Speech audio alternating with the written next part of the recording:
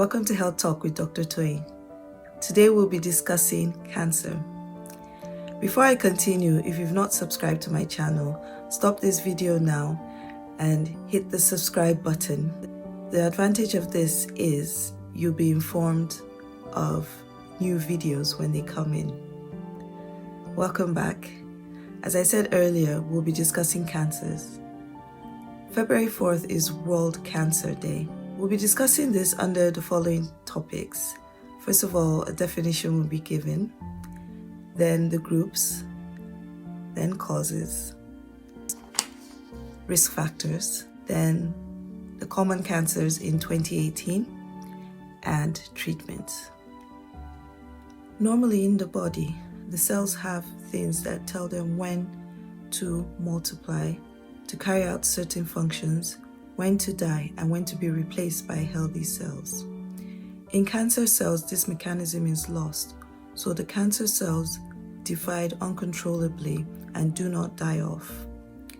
Because they divide in this manner, they compete with normal cells for nutrients and oxygen. And because of this multiplication, it can impact on nearby organs and cause effects. When these cells come together, they can form what is called a tumor. Although some cancers, like leukemia, do not form physical tumors. These tumors too can also break off and go to other parts of the body through the blood vessels or the lymphatic system, which is a group of immune cells in the body. So what are the groups of cancers? The first one is benign.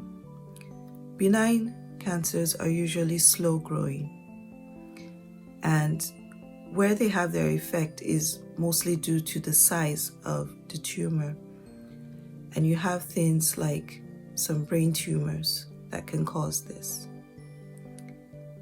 In actual sense, they don't really have the abnormal cells in quotes. The second class is the precancerous or pre-malignant cancers. And here the cells have not rapidly multiplied, but abnormal cells have been picked up. And this is where screening tests are important, which I'll discuss later.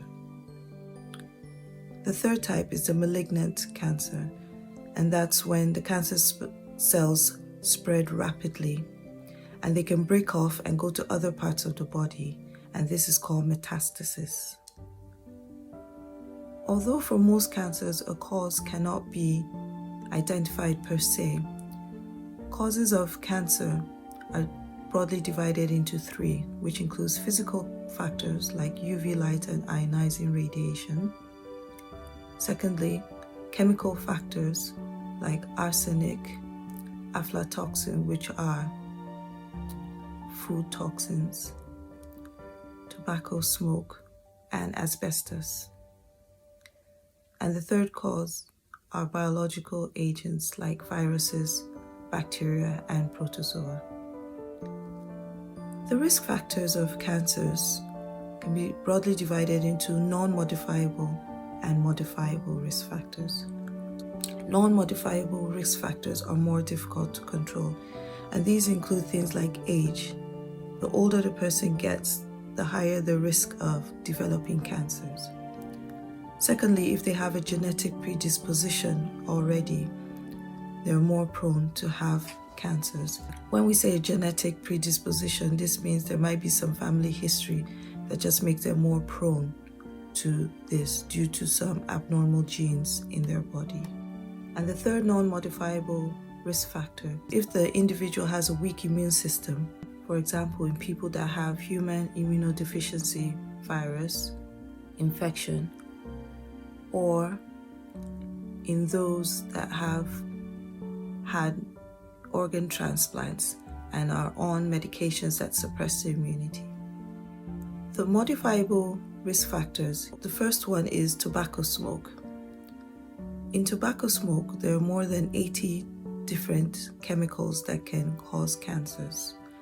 And what happens is when it's inhaled into the body, it enters into the lungs, and then through the blood vessels, it can spread to other parts of the body, or even through the lymph system, it can spread to other parts of the body. This accounts for up to 20% of cancers. The younger the person is when they start smoking, the longer they smoke, and the amount of cigarette that's smoked have direct impacts on the likelihood of developing cancers.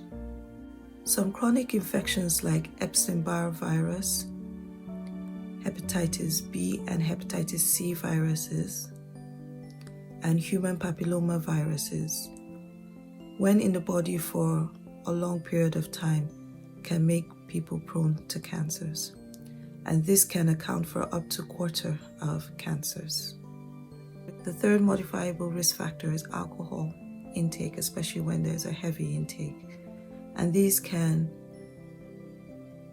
make one prone to cancers of the mouth, the throat, that's the oropharynx, the gullet, which is esophageal, stomach, liver, colorectal, which is the bowel, and breast cancer. The fourth one is diet. So foods that contain high salty meat, red meat, processed meat, and low in fruits and vegetables make one more prone to cancer. And these include things like the nose and throat, that's nasopharynx, and colon cancer. Being overweight or obese can make one prone to things like endometrial, bowel, and pancreatic cancer. And this is mostly due to the chemicals in the body that interact and cause this.